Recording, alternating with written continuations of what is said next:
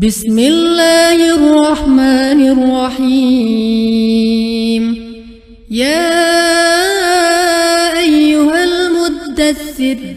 قم فأنذر وربك فكبر وثيابك فطهر والرجز فاهجر ولا تمنن تستكثر ولربك فاصبر. فإذا نقر في الناقور فذلك يومئذ يوم عسير على الكافرين غير يسير. ذرني ومن خلقت وحيدا وجعلت له مالا ممدودا وبنين شهودا ومهدت له تمهيدا ثم يطمع أن أزيد كلا إنه كان لآياتنا عنيدا. سأرهقه صعودا إنه فكر وقدر فقتل كيف قدر ثم قتل كيف قدر ثم نظر ثم عبس وبسر ثم أدبر واستكبر فقال إن هذا إلا سحر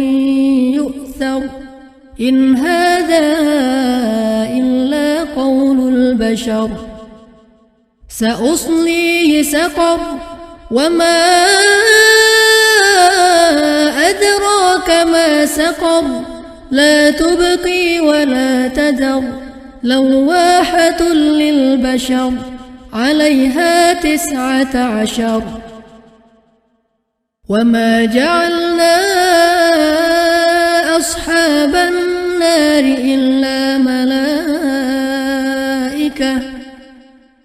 وما جعلنا عدتهم إلا فتنة للذين كفروا ليستيقن الذين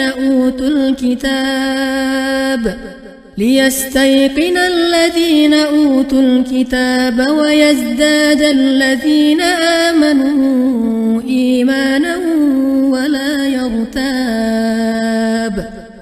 ولا يرتاب الذين أوتوا الكتاب والمؤمنون وليقول الذين في قلوبهم مرض والكافرون ماذا أراد الله بهذا مثلا كذلك يضل الله من يشاء ويهدي من يشاء وما يعلم جنود ربك إلا هو وما هي إلا ذكرى للبشر. كلا والقمر والليل إذ أدبر والصبح إذا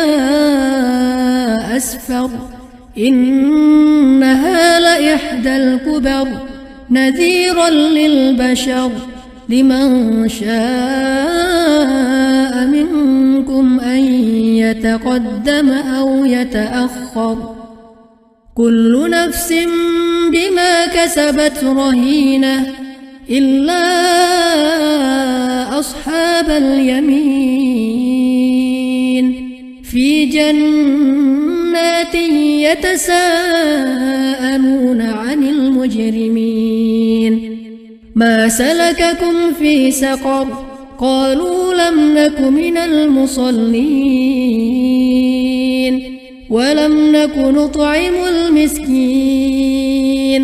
وكنا نخوض مع الخائضين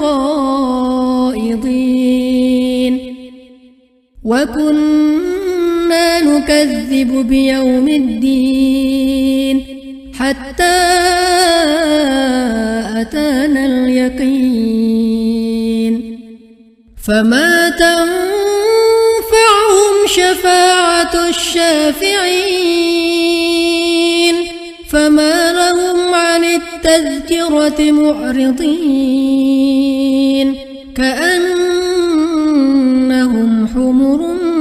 مستنفرة فرت من قسورة بل يريد كل امرئ منهم أن يؤتى صحفا منشرة كلا بل لا يخافون الآخرة